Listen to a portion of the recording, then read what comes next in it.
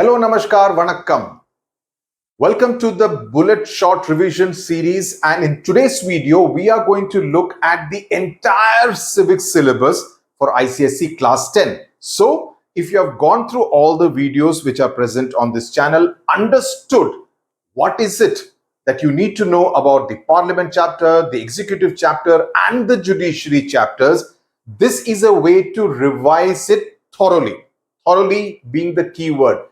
Thoroughly, so that nothing is really left out. You will know everything that you need to know. More importantly, I am going to be focusing on the keywords that you need to use in the answers. That's very important. MCQ's point of view also, the 2 marks questions point of view also, and this longer format, the 3 mark, 4 mark questions, keywords kaun se use karne hain, all that we will explain in this particular video. So let's get started without wasting any time. All the chapters, all the 4 units, civics and history 3 units, will be done on this channel as part of the Bullet Short Revision series. So let's start first with the Union Parliament, which is the largest chapter. The legislature, what's the job? Makes laws. Please don't get confused. MCQs will ask you which is the organ of the entire democratic process which makes laws. Many people confuse that and write judiciary. No, the job of the parliament or the legislature, parliament at the central level, the state assemblies at the state level, their job is to make laws, which is why the MP or the MLA or the MLC is also referred to as a lawmaker. Okay, lawmaker kehte hain. So that is also something which you need to remember. The executive's job is to govern. Okay, is to govern. Making laws is a job of the legislature. उस loss का इस्तेमाल करके govern करने का काम है executive का. Okay, then comes the judiciary which dispenses justice. So their job is to be fair to one and all and ensure that everyone gets justice. Clear? Great. Let's get started. Federal setup. Now, the difference between federal setup, now this is not technically too much in detail part of a syllabus, but isko samajhna important hai so that the rest of the chapter becomes easy for you to understand. So we'll quickly go through the bullet points. The administrative powers are divided between the central and the state governments. Clear? Both are supreme within their sphere. That is, aisa nahi hai ki the center is more, of course it has more powers, but it's not as though the government of Rajasthan or the government of Odisha is completely inferior to the center. Aisa nahi hai. You know, they also have their say. They can disagree with what the center says always. Okay. States are not agents of the center. I have deliberately put not in capitals ताकि you register ho jaye. States are not agents of the central government and both derive authority from the Constitution of India. What is a unitary government? All powers are vested in a single center, but India is a federal structure, right? A federal structure with few unitary features. That is the important part. India is essentially a federal structure of government, but there are few features which are a little unitary in nature, jiske bare mein we will understand. Now, there are 2 types of federal setups. One is the coming together federation, independent states forming a federation. Countries like USA and Australia, like USA has 51 states, which is why they have all come together to form the United States of America. United States of America. We don't call ourselves United States of India, right? Because ours is more of a holding together kind of a federal setup, right? So they are called the United States of America. The holding together federation country divides powers between the center and the states, countries like India and Spain. Now, what is the importance of the federal setup in India? It maintains unity so that you remain unified as one country, ensures safety from separatist forces so that anybody cannot try to divide our country. What are the other features of federal setup? There is division of powers between the central and the state government. The Supreme Court is the guardian that ensures that every citizen, the common man and woman on the street, also gets justice. Okay. Then there are financial resources which are distributed between the center and the states. There is a finance commission which is appointed for every 5 years, which decides that, okay, if 100 rupees are collected from a citizen, X amount of that, normally 58% will go to the center, 42% will be distributed among the states. That's how generally this can change every few years, but this is generally the formula which is used. The authority from the constitution, both of them derive their power from the Constitution of India. The state participation through bicameral legislature. Bicameral matlab upper house, Rajya Sabha, the MPs are elected from the states. That is, the MLAs elect the MPs who are sent to the Rajya Sabha. So therefore, by doing that, the states also have a role to play in the governance at the center by the central government, by the executive. Okay. Then supremacy of the written constitution. We have a written constitution since 1950, right? So we actually follow that 1949, 1950 when it was adopted, and then finally India became a republic on the 26th of January 1950. But there are a few unitary features or the non-federal features. Ye kaun se hain? There is a single constitution. It is not as though different states have different constitution. No, like in USA, different states have some difference in the laws that they follow. That's not the case. The law that is followed in Punjab will be the law which is followed in Tamil Nadu, will be the law which is followed in Jharkhand, right? So everything is the same. We have a strong center. Union, state and concurrent lists are there, about which we will study a little later. So we have a stronger center than the states, but states are not agents of the center. Please remember this distinction. There is single citizenship. It's not as though I can have two citizenship. It's not as though I can say I am a citizen of Maharashtra, I am also a citizen of India. No, citizenship of India will mean that you are a citizen of all the states and union territories which are part of the Indian Republic. Inequality of representation in Rajya Sabha, which means that there are some states which send fewer members to Rajya Sabha because it is on the basis of what? Population. Ji haan, population. And there are some states like Uttar Pradesh sends 31 MPs to the Rajya Sabha. So obviously that is more because UP is more populated than, let's say, a Karnataka, than, let's say, an Odisha, right? Union territories are governed by the center. There are union territories like Dadar and Nagar Haveli, like Andaman and Nicobar Islands, like Lakshadweep. So these are union territories which are directly governed by an LG or an administrator who is appointed by the central government. In other states like in Andhra Pradesh, you have a chief minister, you have a governor who is a representative of the center, but the real power lies with the chief minister and his council of ministers. Now, there is something called the residuary powers of parliament. Power to make laws on matters not in any of the three lists. Union list, state list, concurrent list में कुछ ना हो, उसके अलावा भी कुछ हो, तो उसके ऊपर कानून बनाने का अधिकार, that you can make the laws on those subjects which do not figure in union list, state list and concurrent list, that power is given to parliament. Now, why was this? Because when the constitution was framed in 1950, they did realize that over a period of time, there will be many technological advancements, there will be many changes in society. So there may come up something may come up which we have not factored in and right now put in the union list, state list, concurrent list. तो इसके अलावा कुछ और निकले, उसकी power भी parliament को दी जाती है, so that there is no confusion later on. So you see, the Constituent Assembly, the people who framed the constitution were very far-sighted in that manner. Constituents of the Indian Parliament are the President, Lok Sabha and Rajya Sabha. All three, including the President, are part of the Parliament. Why is the President part of the Parliament? Because the President addresses the joint session of Parliament on the first session of every calendar year, which is usually the budget session on the 31st of January. Okay, 1st of February is when the budget, the union budget, is presented by the finance minister.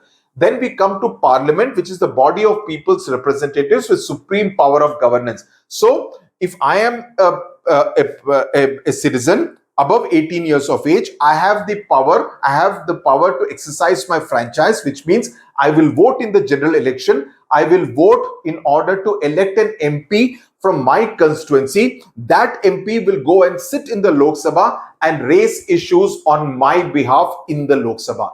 That is the power I'm giving to that member of parliament to represent me in the Lok Sabha. So Lok Sabha, therefore, consisting of 543 elected, the maximum strength can be 550. 543 are elected right now as per the 2024 elections. They are kind of representing the people of India directly. Therefore, they are powerful men and women. Let's now come to the Lok Sabha. The term is for 5 years. So, अगर 2014 में election हुए, उसे level 2009 में हुए, 2004 में हुए, 2019 में हुए, अभी 2024 में हुए. So, every 5 years, the elections are held. So, the term of the Lok Sabha is 5 years. The maximum strength is 550, but right now the number of MPs elected is 543. Representation based on population, right? Because it depends on the constituencies are decided upon on the basis of population. The constituency, it's an area electing a representative. That's the definition of a constituency. Reservation of seats for SCs and STs. For example, like for instance, my assembly constituency is a reserved constituency for SCs. But my Lok Sabha constituency is not reserved. My assembly constituency is one of the 7 assembly constituencies in that large Lok Sabha constituency, right? So there will be certain constituencies which will be reserved where only an SC or an ST candidate can be fielded by the different political parties or independent candidates. The election is held on the basis of universal adult franchise, which means above 18 years of age. And it is held through secret ballot. That is, only you know who you have voted for. No one else will know who I have voted for. I'm speaking in English because many of the videos are actually done in Hindi, which is why for the benefit of those who do not understand Hindi, I'm explaining in English. Much more importantly is that you need to write your answers in English. So abhi se, if you train your mind to think in English, it will make your job easier. Exam में हिंदी में सोच के उसको translate करने की जरूरत नहीं पड़ेगी. Then qualifications for MP, that he should be a citizen of India. He cannot be a citizen of Germany or citizen of Italy or citizen of Brazil and then hope to contest an election in India. That will not be allowed. He should be 25 years plus age. He should not be a criminal. That is, no criminal cases against him in any court of India. Not holding an office of profit, which means he should not be drawing salary from any kind of government institution. Okay. What happens under what circumstances are seats vacated? That is, seats MP की seat खाली कैसे होती है? In case the MP resigns for whatever reasons, the MP may choose to resign from his seat, or if an MP is absent for 60 working days of Parliament without giving any reason. If he's hospitalized, he should inform the speaker that I'm hospitalized and therefore I'm not able to attend Parliament or Lok Sabha, right? If there is some other reason, he should inform the speaker, right? But if he does not take permission, then if it is for 60 days of, when the Lok Sabha is in session, without any adjournments, etc., then he can be disqualified. Then disqualification under the anti-defection law. That is, you have been elected on one party's ticket, but on an important law, you choose to vote for another party, right? Or against your party's whip, that the party says we have to vote against the bill, but you choose to vote for the bill. That means you can be disqualified under the anti-defection law. Quickly, let's go through what is the anti-defection law. Basically, it was brought about in 1985 when Rajiv Gandhi was Prime Minister to discourage. There used to be a system, there used to be a trend called Ayaram Gayaram. That is, you will be elected on one party's ticket. After the election, you will move to the other party. So, wahan se wo aaya, Ayaram Gayaram. It happened first in Haryana. So what would happen is that in order to discourage that, an anti-defection law was brought first in 1985. Subsequently, there have been many amendments, etc. So abhi ke tarikh mein ye hai ki agar, let's say, if a particular party, let's say, has 21 MPs, okay, 21 MPs in the Lok Sabha.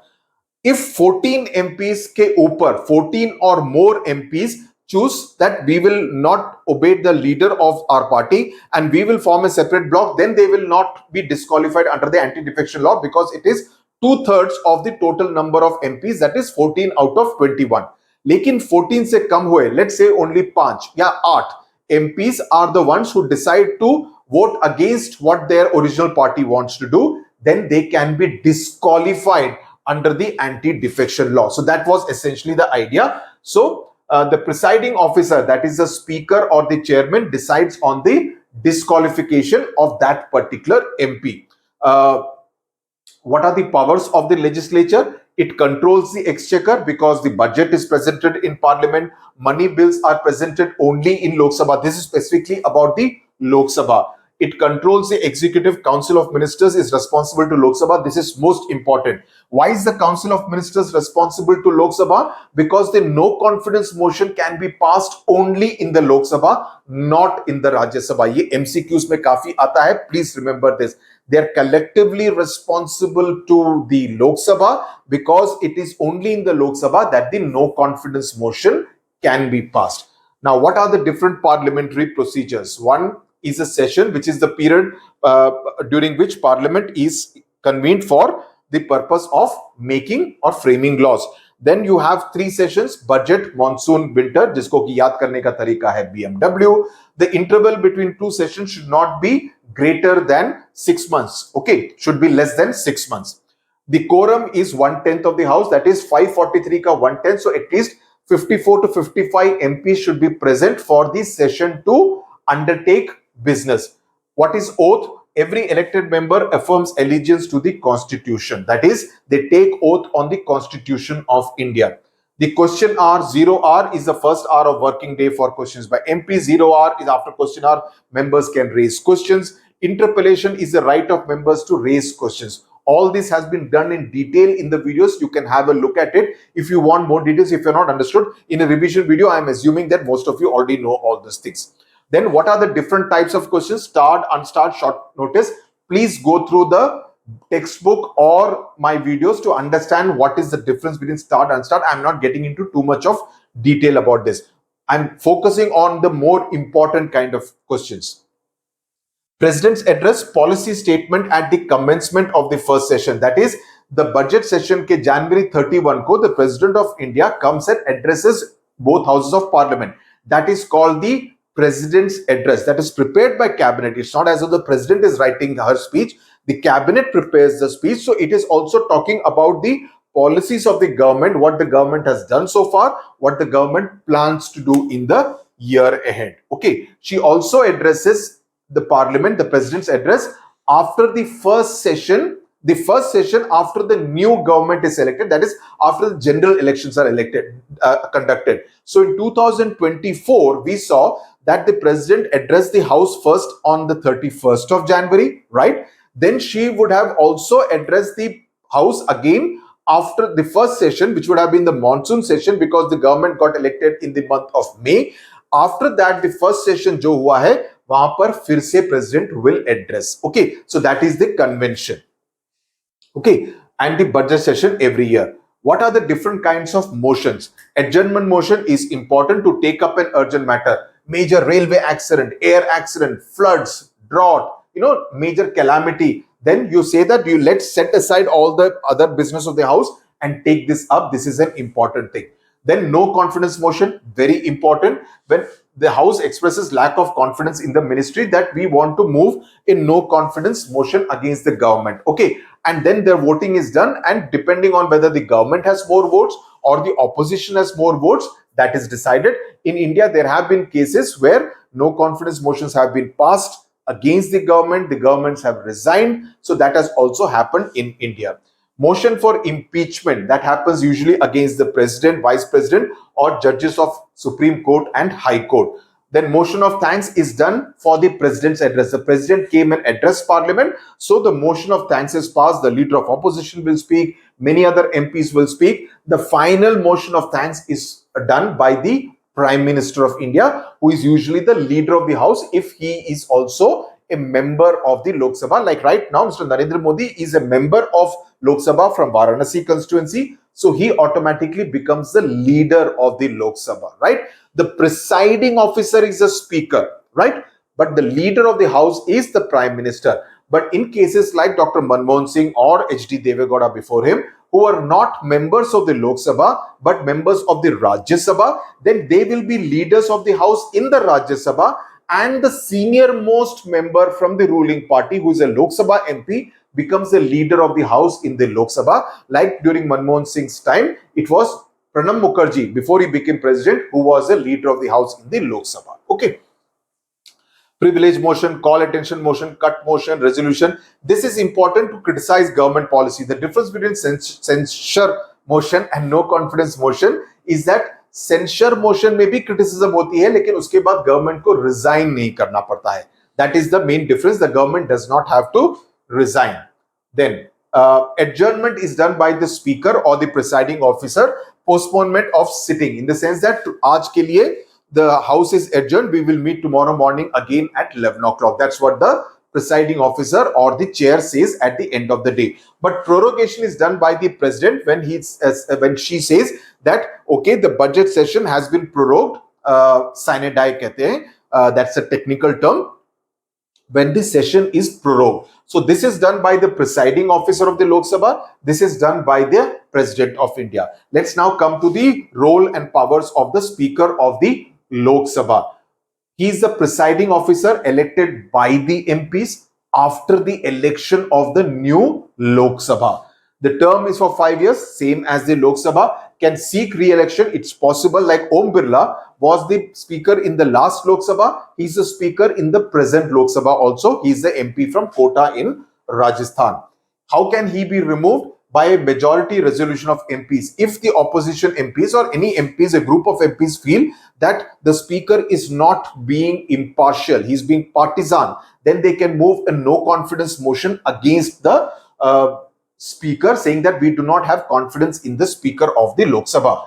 The casting vote, if on any bill both sides are equal, let's assume both sides are equal and there needs to be a casting vote, then the speaker casts his vote. Otherwise, the speaker does not vote in the general bill. What are the powers and function? He presides, allots time for discussion, that, okay, you have been, depending on the strength of your party in the Lok Sabha, I am giving you 5 minutes to talk. I am giving him 20 minutes to talk, right? It depends on the strength of that party in the Lok Sabha. Decision on parliamentary matters is final. That's the speaker's prerogative. He signs bills passed by the Lok Sabha and then it is sent to the president for final signature. He decides if the bill is a money bill or not. Now, this is an important power. Please remember, MCQ mein kafi aata hai. The speaker maintains orders, can suspend members. If anyone is behaving in an unruly manner, the speaker can suspend him for 1 day, 2 days, for the rest of the session, etc. He is the ex officio chairman of committees, different committees. Privilege Committee, Finance Committee, Defense Committee. He's the ex officio chairman of different committees. Let's now come to the Rajya Sabha. Rajya Sabha is the permanent house. Why is it a permanent house? Because it never dissolves, in the sense that the Lok Sabha's term comes to an end after 5 years, but the Rajya Sabha keeps going on. It cannot be dissolved and therefore it is known as a permanent house. It's also called the upper house. It is also called the House of Elders. It is also called as the Council of State. So these are all different terms which are used for the Rajya Sabha. You need to know that again from an MCQ point of view. The term of an MP is 6 years. Unlike a Lok Sabha MP whose term is 5 years, the term of a Rajya Sabha MP is 6 years. The composition of the Rajya Sabha. Lok Sabha is 550, but present strength is 543. यहाँ पे composition is 238 who are elected by the different MLAs from different states.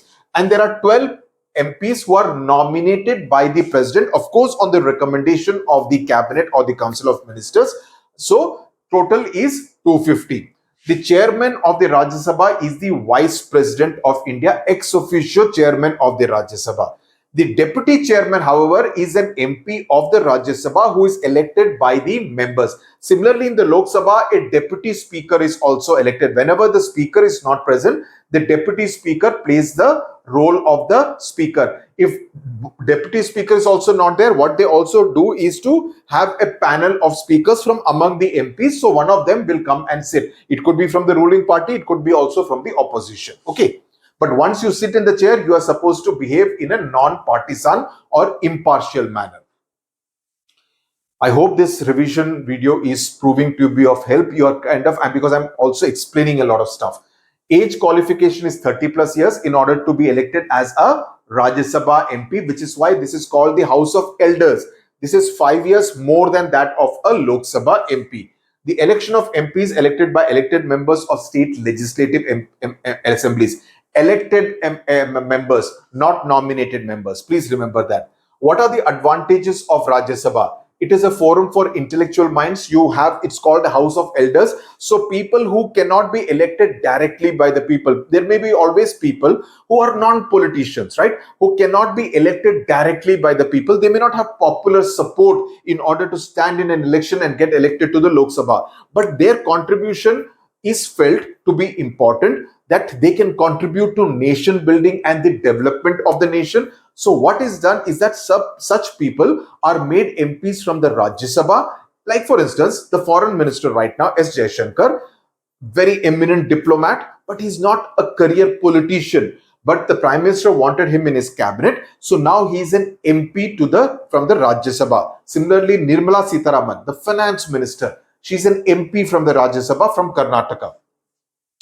So it also gives representation for states. It's a permanent house. It can declare a subject in the state list to be of national interest. It can say that, okay, this is a state subject, but it is in national interest. So that power is again with the Rajya Sabha and can decide to set up an all India service. Right now you have the IAS, Indian Information Service, income tax, customs, revenue, police. But if you feel that tomorrow we need a new service, that right is also with the Rajya Sabha. What are the powers and functions of Parliament? Now, both of them have equal powers in many things, but in some cases, the Lok Sabha has more powers. In a very few cases, the Rajya Sabha has few more powers. We will need to know that because this usually comes in the subjective questions. The impeachment of president, judges, approval of emergency proclamation, both Lok Sabha and Rajya Sabha have equal powers. Whenever there is a joint sitting, MPs from both the Lok Sabha and Rajya Sabha sit together and they decide in case of a deadlock. Some bill in which Lok Sabha has an opinion, Rajya Sabha has a different opinion. So what is done is that both of them sit together, that is 543 plus 250, and then they decide to say, okay, let's discuss this again in order to resolve this deadlock over any particular bill.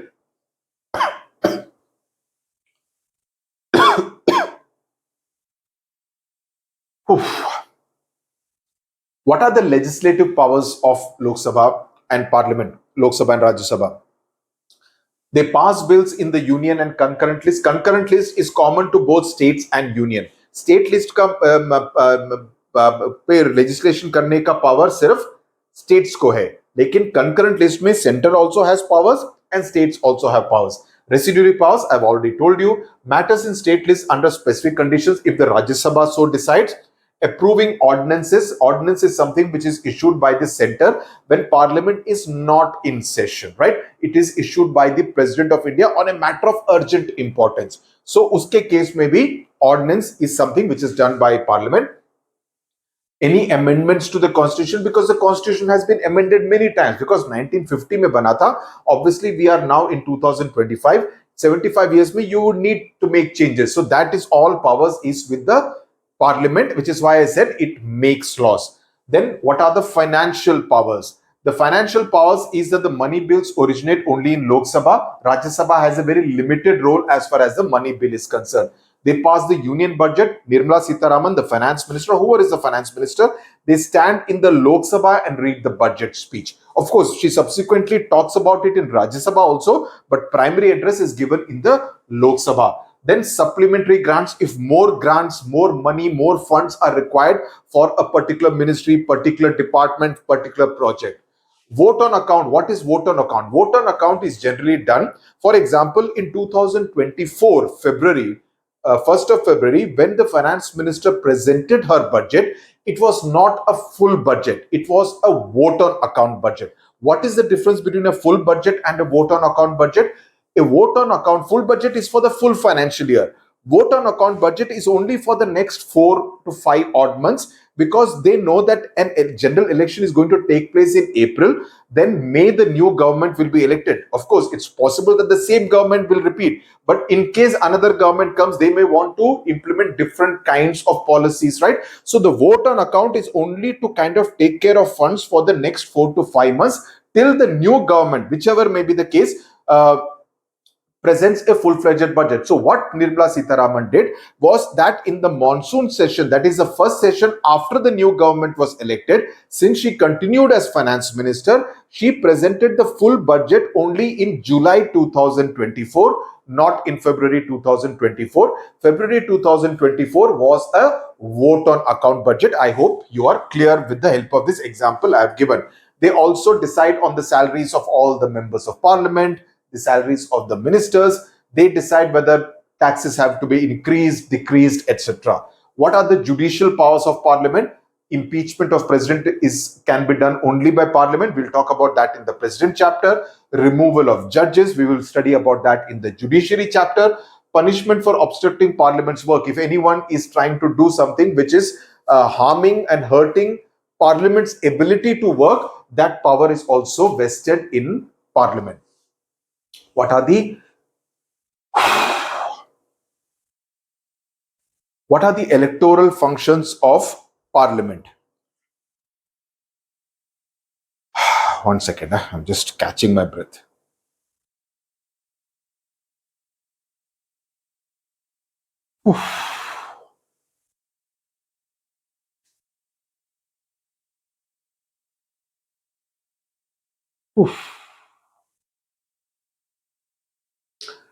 What are the electoral functions? They elect the president and the vice president of India. The president, the electoral college, we will talk about that in the president chapter. It consists of MPs and also MLAs from the different state assemblies. The vice president, in his case, only the MPs of Lok Sabha and Rajya Sabha vote in the election to the vice president.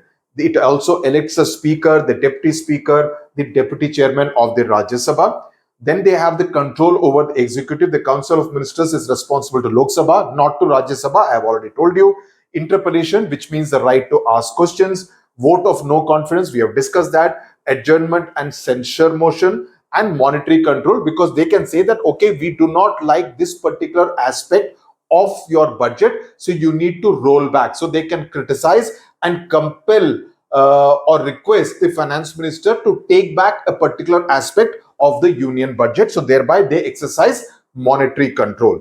What are the other powers of parliament? They can alter state names and boundaries. For example, when Telangana was formed in 2013, the bill was passed in 2013, it came into effect in June 2014. That final authority rests with the parliament. Similarly, when 3 states were formed in 2001, Chhattisgarh from Madhya Pradesh, Jharkhand from Bihar, Uttarakhand from Uttar Pradesh, all that right was also in parliament, in the hands of parliament.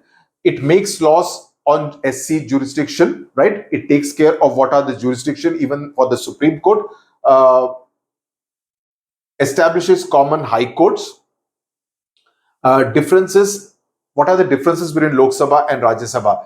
Joint sitting if disagreement on ordinary bill, right? That they take care of the joint sitting, but because the numerical strength, the numbers, 550 over 250, 550 is greater than 250. So agar joint sitting may be final decision lena ho, the Lok Sabha, because it has more numbers, it will have the final say. Rajya Sabha has no power over money bill. I've already told you. Council of Ministers is responsible only to the Lok Sabha, not to the Rajya Sabha. Then the other different legislative proposal under consideration. That is the definition of a bill. When it is passed, when it is a proposal, it is discussed in parliament, then it is passed, signed by the speaker and sent to the president, then it becomes an act. It becomes the law of the country. What is the budget? The budget is the financial statement of estimated expenditure and earnings. The finance minister says that, okay, this is the collection we have. This much is our estimated कि हम income tax, sales tax, GST, customs tax, in सभी taxes को levy करके, we will be able to gain this much of income. This much is our expenditure, just like you do it at home. This much is our expenditure. We will spend so much on defense, on health, on education, on water supply, on power supply. We will spend these under different heads. So that is the account of statements that the budget essentially provides on the 1st of February of every year. Okay, let's move to the chapter on the president. I hope the parliament chapter is very clear. Parliament chapter is the most important chapter of your civics syllabus. So please ensure that you do not leave out any aspect of the parliament chapter and you do it very well. I would strongly advise you to focus thoroughly on the parliament chapter. What is the president's chapter all about? Now, the president is the head of state. Okay, he's the constituent. He or she is the constitutional head. Uh, she's also the supreme commander of the defense forces. Okay, I'm saying she because right now we have a woman president, Srimati Draupadi Murmu. So I will refer to the president as a she.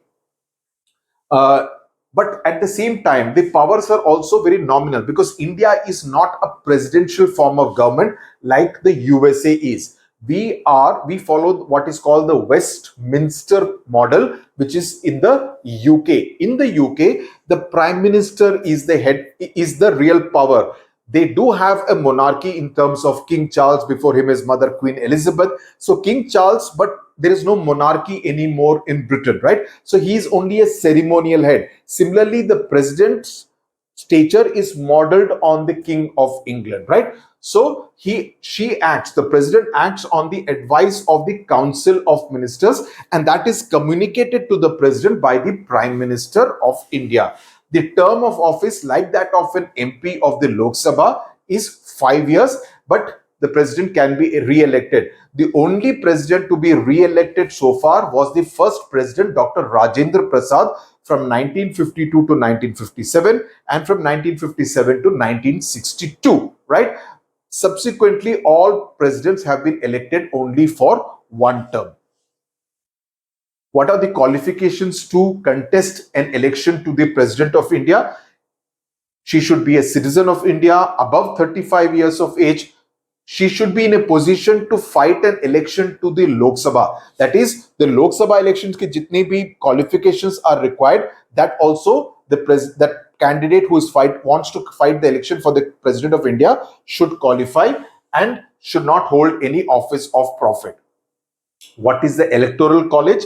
All the elected members of both houses of parliament, also the elected members of legislative assemblies of all the states, Delhi and Puducherry. Delhi and Puducherry ko alag isliye dala hai because Delhi and Puducherry are also some kind of mini states or union territory kind of states, because they have an LG. They don't have a governor. They have a lieutenant governor, which is usually the norm as far as union territories are concerned.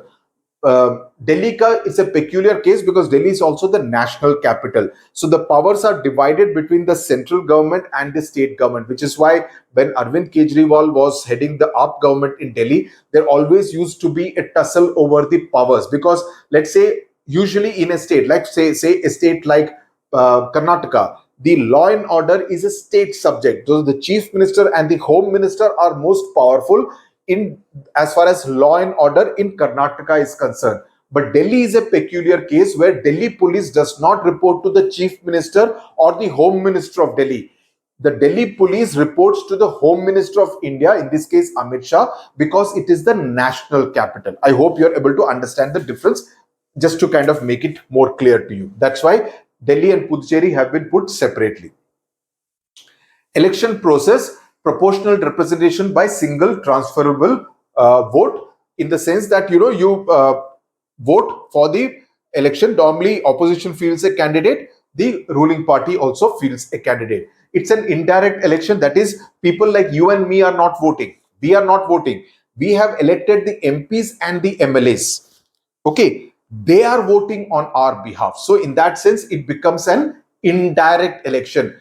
The advantages of an indirect election, that is usually a question which has been asked many times in the examination in the past.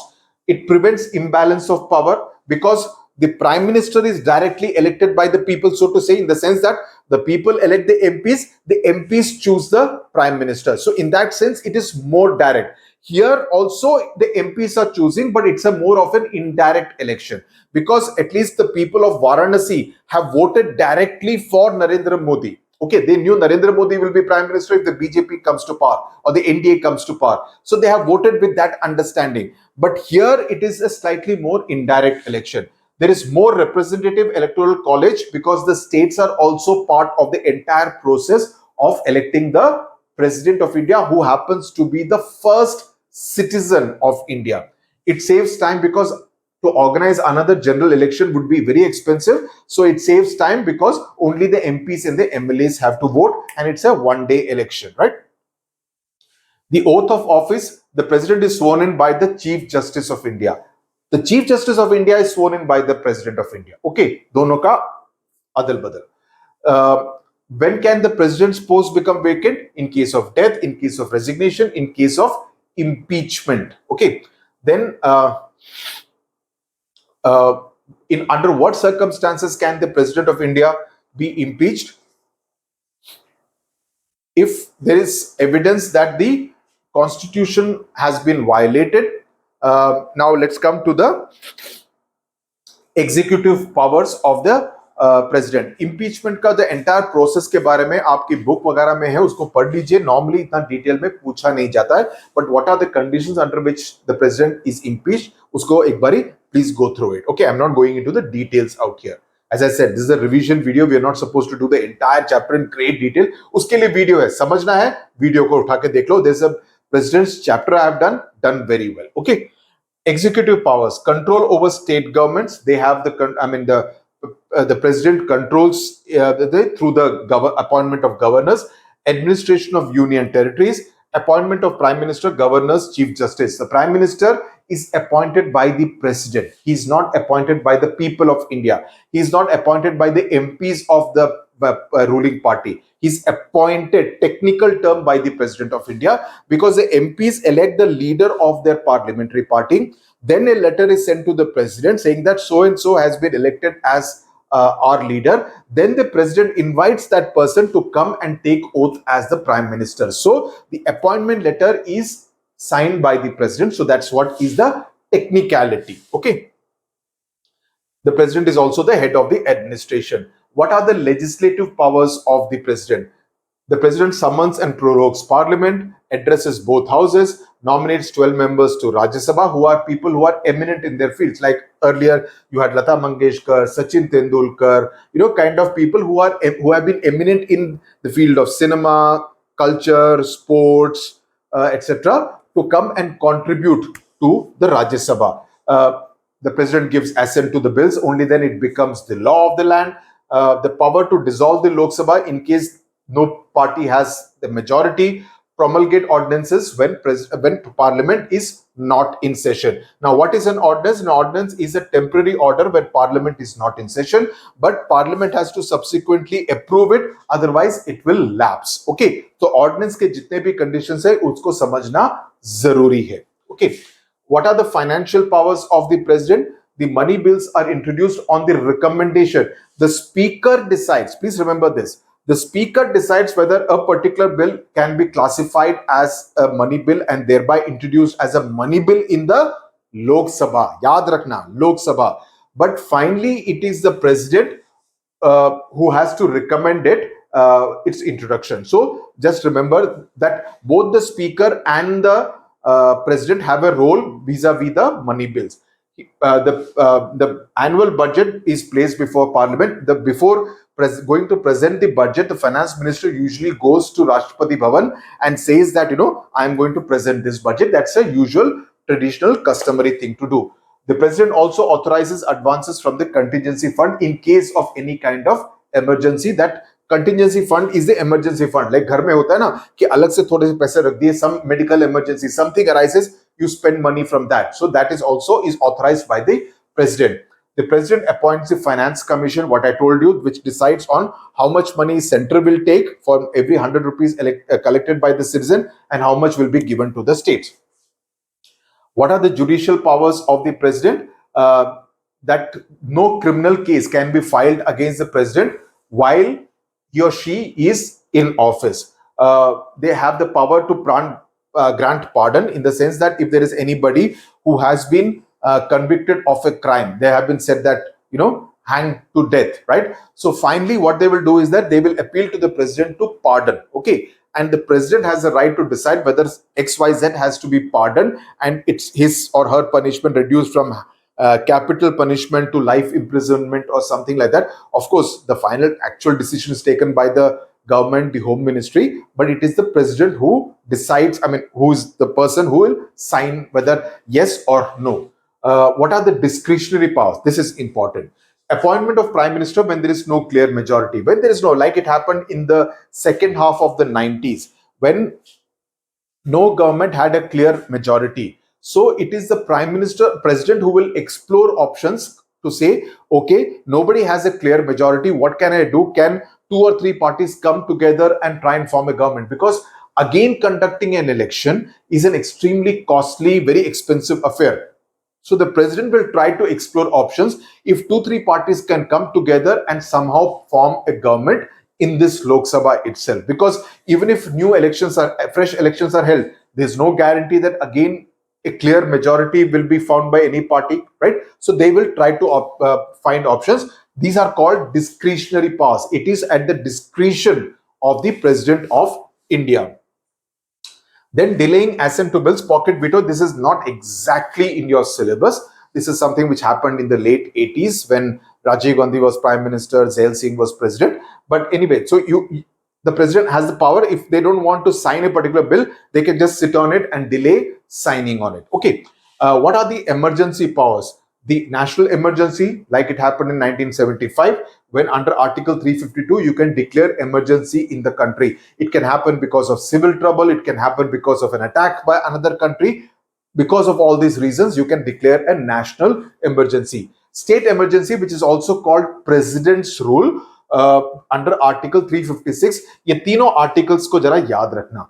352, 356, 360. याद करना easy है, right? This is called state emergency or president's rule. Like for now, for example, a few days back, Manipur was brought under president's rule, wherein they decided the chief minister has resigned.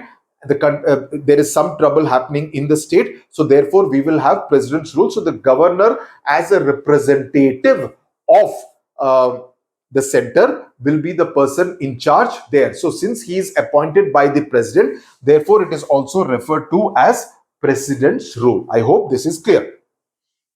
Financial emergency, which has never been imposed in India, touch wood, thank God, fingers crossed, under Article 360, when the country is facing a grave financial crisis. Let's now move to the Vice President of India. Qualifications: 35 years of age, citizen of India, qualified for election to the Rajya Sabha. President, Lok Sabha, Vice President, Rajya Sabha. Electoral, वो उस तरह से match the following में ये आ सकता है. Electoral College, all members of the Lok Sabha and Rajya Sabha. The term is for 5 years. Now remember, the Vice President is the ex officio chairman of the Rajya Sabha. The term of office of a Rajya Sabha MP is 6 years. But the Vice President, who is the ex officio chairman, his term is 5 years. Don't get confused. These kind of MCQs can be asked. How can he be removed? By a resolution of Rajya Sabha agreed to by the Lok Sabha. Okay, usually doesn't happen. Powers: chairman of the Rajya Sabha acts as president if the president is absent, passing away, and it has happened in some cases. Absence of both president and vice president, the Chief Justice of India officiates as the president. In case this has happened once. I mean, there has been a case. I've explained that in the chapter. I don't want to go into it in detail again. Okay. Now let's move to the third chapter, which is that of the Prime Minister and the Council of Ministers. Give me a 10-second break.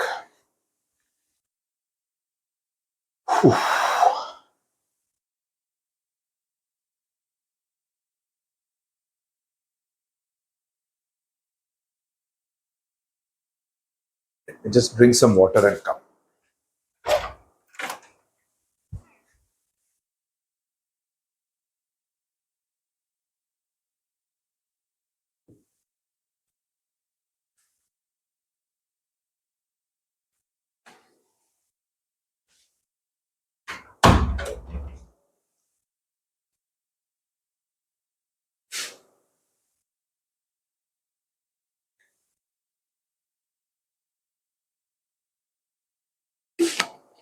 Okay, let's now move to the Prime Minister and the Council of Ministers ka chapter.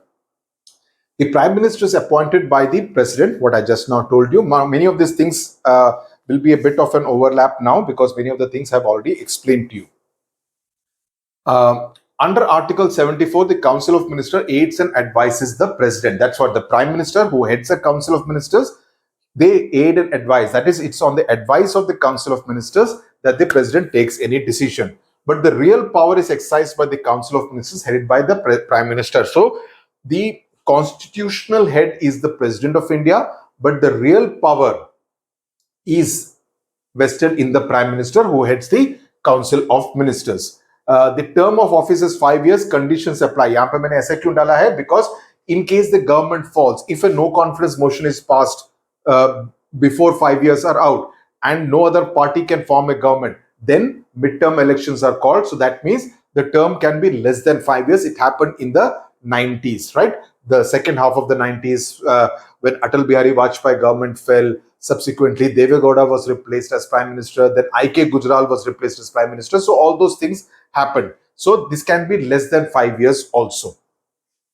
The President's discretionary powers limited to when no party secures a majority. Only in that case. Otherwise, if a party has a clear majority, the President has no choice except to call the leader who is elected to be sworn in as the Prime Minister. The President cannot say that, no, mujhe ye pasand nahi hai, I want that person to be Prime Minister. The President does not have the right to say that.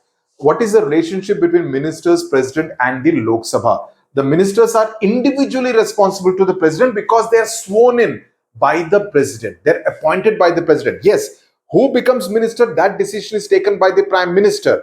But he or she is appointed, technically speaking, by the President. So therefore, they're individually responsible to the President, but collectively responsible as a council of ministers to the Lok Sabha. Yes, you remember.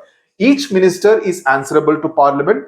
Prime Minister and the Council of Ministers are collectively responsible to the Lok Sabha. Now, cabinet as a term, as a word, was not there in the Constitution written originally in 1949-1950. It was introduced by the 44th Amendment to the Constitution only in 1979, when the Janata Party was in power at the center. Now, what are the different categories of ministers? The first category, of course, is cabinet ministers, who are the senior ministers holding important portfolios like home, defense, finance, foreign affairs, industries, commerce, etc., right? Law ministry, etc. Then there is a ministers of state who are some of them with independent charge, some of them are kind of helping the main cabinet minister. Like the home ministry, Amit Shah is the union home minister. He has two union ministers of state for home. One of them, Bandi Sanjay Kumar, who comes from Telangana, right? So people will have, there will be some ministers who will be having independent charge, in the sense that they will not be having anyone to report to who is a cabinet minister. So, but their rank is not that of cabinet ministers. So they are called ministers of state with independent charge. Then there used to be this category called deputy ministers, aajkal nahi hota hai, who assist the cabinet ministers, not usually appointed now, but if you get a question about the three categories, you can mention this as well, right? Entirely up to you, but aajkal nahi hota hai. What is the difference between Council of Ministers and the Cabinet? The Council includes all ministers, Cabinet only the senior ministers. Prime Minister regularly consults. So Cabinet की meeting होती है, Council of Ministers की meeting नहीं होती है. Now you may ask, can a Minister of State attend a Cabinet meeting? Only on invitation. Now, for instance, if there is a Minister of State with independent charge of, let's say, I'm just taking a random example, let's say of culture, and there is a major culture policy which is being formulated by the government of India. So the Prime Minister, the Cabinet Secretariat will say that, okay, this minister, even though he is not a cabinet minister, but because his ministry is being discussed, he should be invited to the cabinet to make a presentation, whatever, right? So it's an informal, and it's entirely at the prerogative of the Prime Minister and the Cabinet Secretariat, right? So he regularly consults the cabinet ministers, not the entire Council of Ministers. The cabinet is the one which determines and decides on policies of the government of India. The cabinet advises the president through the prime minister. So कहते हैं Council of Ministers, but असली power तो cabinet के हाथ में है. Now, what is the size of the council? How many ministers can be made? ऐसा कोई रूल है क्या? जी हाँ, रूल बनाया गया है कि 15% of लोक सभा स्ट्रेंथ, that is 543 का 15% जितना है, right? जितना भी है, it will be about 78 something. एक मिनट, या 550 का कर लेते हैं. Let's say 15% into 543 का कर दो, 81. So around 81 ministers के आसपास is what the total strength of the Council of Ministers. It cannot exceed that. Like for instance, अभी even in the states, it cannot exceed 15% of the total strength of the house. Oath of office, swear allegiance to the constitution, all the council of ministers, all the ministers. What are the functions? They make policy, they decide on this is the policy, they make the draft, and that is presented to be made into a law. They produce the bill, and finally it becomes a law when it is passed by parliament. They formulate external and domestic policies like industries policy, sports policy, cinematography policy, tourism policy. So everything is done by parliament, by the council of ministers, the cabinet essentially. Administrative functions, they implement policies. Legislative functions, they introduce bill, propose amendments to the constitution. Parliament's control over executive through no confidence. But it's not as though the cabinet के ऊपर कोई किसी का दबदबा नहीं है. Through the no confidence motion, that control is exercised.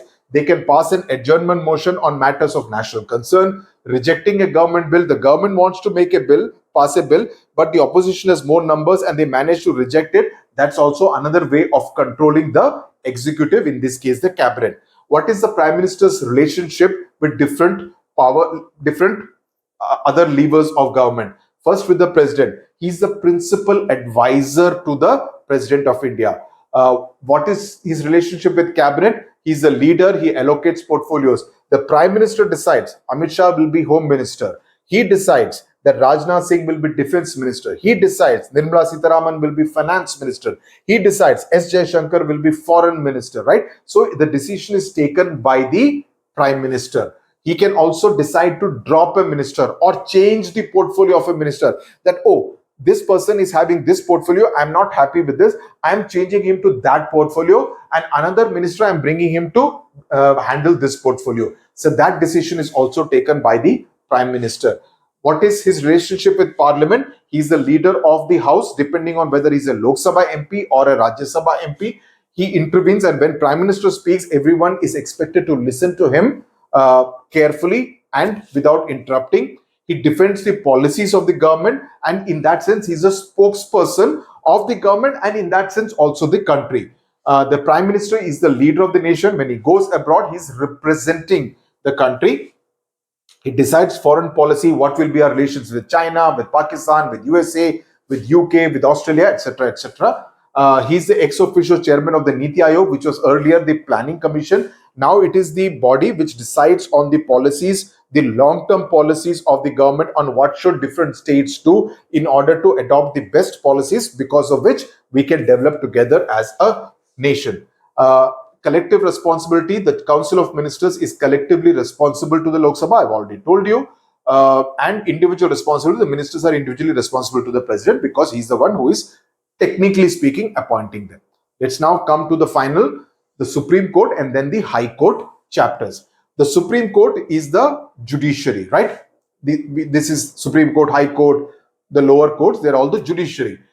The Supreme Court is called the apex court. Apex means the top court, the main court, the highest court in the country, which is situated in New Delhi. Okay, but they can decide if they want to function from any other city or state. That prerogative is also with the Supreme Court. The Parliament can increase the number of judges. Right now, it is 33 plus 1, right? I always get confused. Pehle 31 tha, abhi 33 plus the Chief Justice.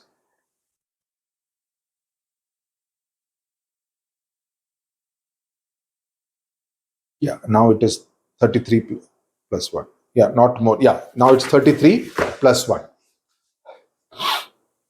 See, most of it I know by heart because I do this on a daily basis.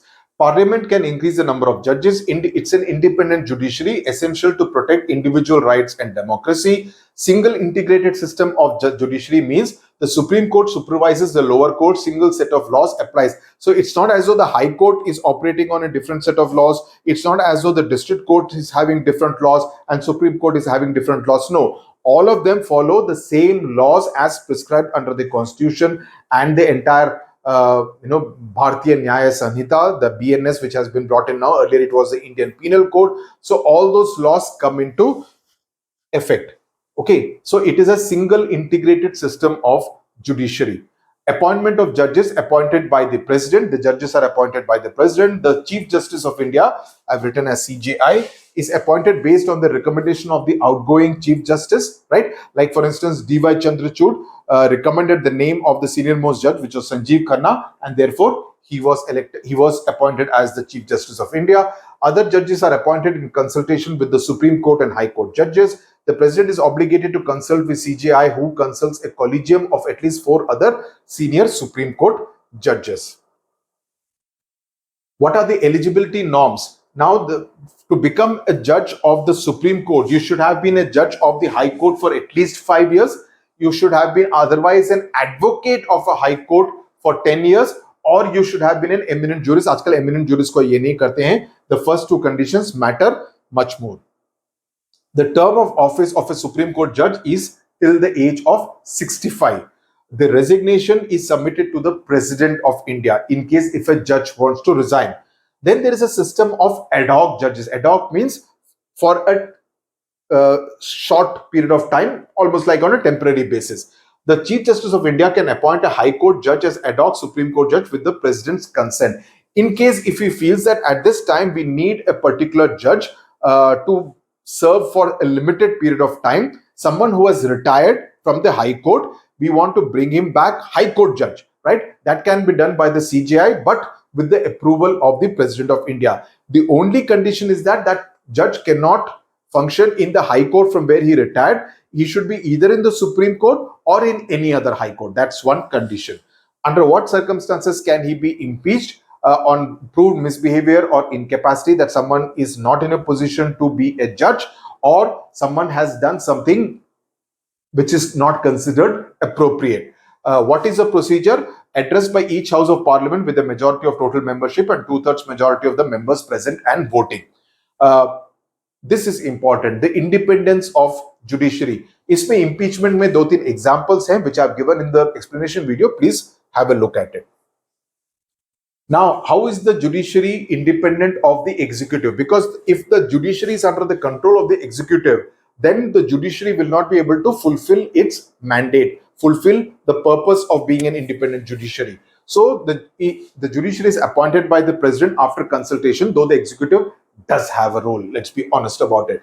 The judges can be removed only by impeachment, and that right is with the legislature, with parliament, not with the executive. If executive does not like a particular judge, the executive cannot dismiss him or her. That right is only with parliament. There is security of tenure, that you will continue till the retirement age. Their salaries cannot be reduced unless it is a financial emergency.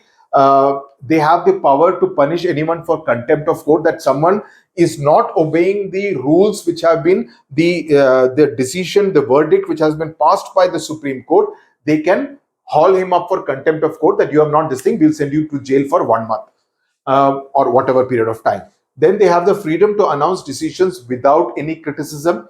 Should never be any, this is important, no discussion in legislature regarding conduct of judges except during impeachment, right? So if some judge has given a particular verdict, the MPs cannot stand up in Lok Sabha and Rajya Sabha and criticize the verdict. That cannot happen unless they are discussing that particular judge's impeachment. Judges cannot practice after retirement full control over procedure. So this is also not done, because so that they do not get influenced by any party when they are a judge. So that is something, so they cannot practice after, which is why most of the judges either become the chairman of the National Human Rights Commission, etc. So those are some of the things which are done. What is the jurisdiction? The power to carry out judgments and enforce laws. They are the protector and the final interpreter of the Constitution. This is important. Now let's come to some of the jurisdiction. The first one is original jurisdiction. Now, disputes between center and states or interstates, like the Kaveri dispute, of course, there is a tribunal, but tribunal se khush nahi hue, then it comes to the Supreme Court. So, any place where there is an interstate dispute or a dispute between a center and a state, that is also heard under original jurisdiction by the Supreme Court. Then they are also the protector of all fundamental rights of any citizen, including you and me. Then transfer of cases from lower courts, then they decide that, okay, the same case is there in 2-3 courts, all these cases should be clubbed together and brought before the Supreme Court. Then the interpretation of the Constitution, that there is some doubt relating to a particular aspect of the constitution which needs to be interpreted, analyzed and interpreted, that job is also done by the Supreme Court under original jurisdiction. Then we come to appellate jurisdiction. Iska kya matlab hai? Power to grant special leave to appeal against lower court judgments. That is, the lower court has given a particular judgment, but the parties involved are not happy with it. So then they have the power under appellate jurisdiction to take it to the Supreme Court, right? Constitutional cases, civil cases, criminal cases, they're all brought under appellate jurisdiction before the Supreme Court, and that becomes the final court of appeal. Supreme Court ne ek decision le liya, so that becomes the final decision. You can make an appeal against it in the Supreme Court itself, but you cannot, there is no court higher than that, right? Except in cases of seeking pardon, where you can seek the president's pardon in case somebody has been awarded capital punishment by the Supreme Court.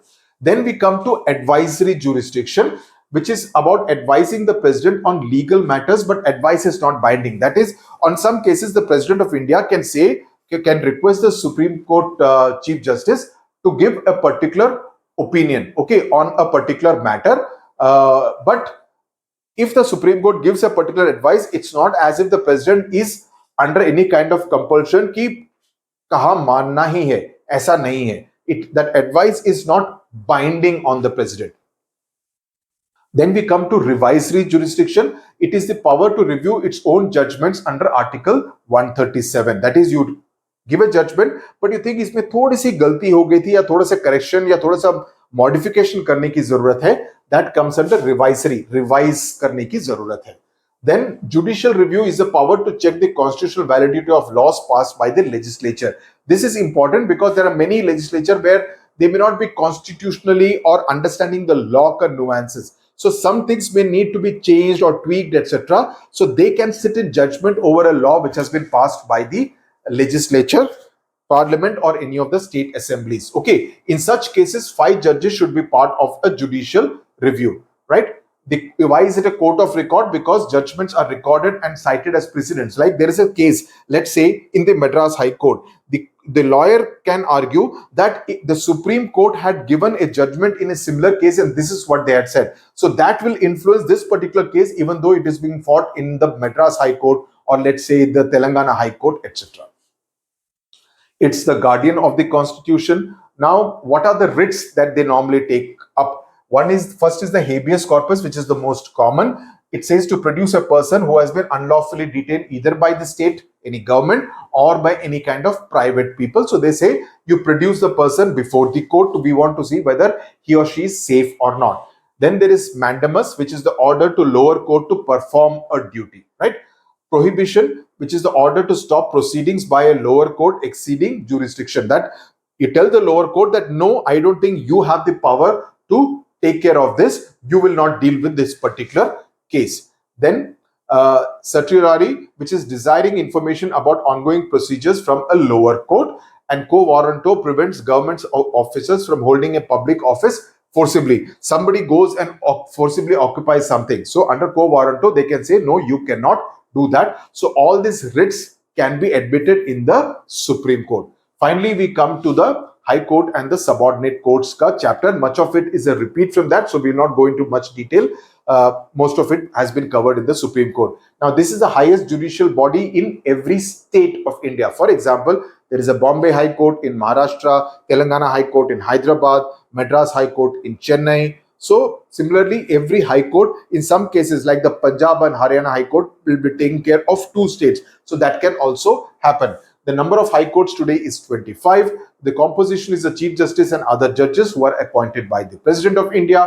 The qualification, the retirement age is 62. Citizen of India, judicial office for 10 years or an advocate of a high court for 10 years. Appointment of high court judges appointed by the President in consultation with various judicial figures including Chief Justice, etc. The jurisdiction is of that particular state's territory. Original jurisdiction, similar to Supreme Court. State revenue matters, civil cases, interpreting the constitution, enforcement of fundamental rights, election petitions, all that comes under this. Then appellate jurisdiction, appeals against decisions of the district court, right? Settlement of disputes. Then we come to the subordinate courts. which function at the district level and below. The district judge, not to be confused with the district collector, who is an IAS officer. The district judge is the highest civil court of a particular district. Like for instance, Lucknow district का एक district judge होगा.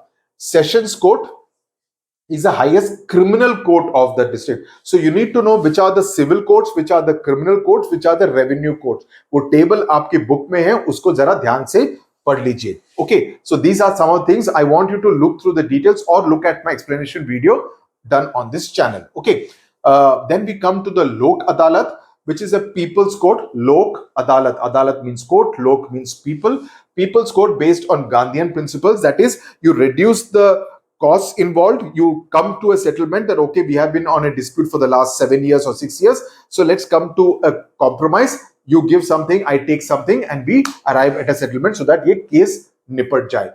It provides legal aid and quick justice. The decisions are binding, though the parties can go to the High Court subsequently if they don't agree to that.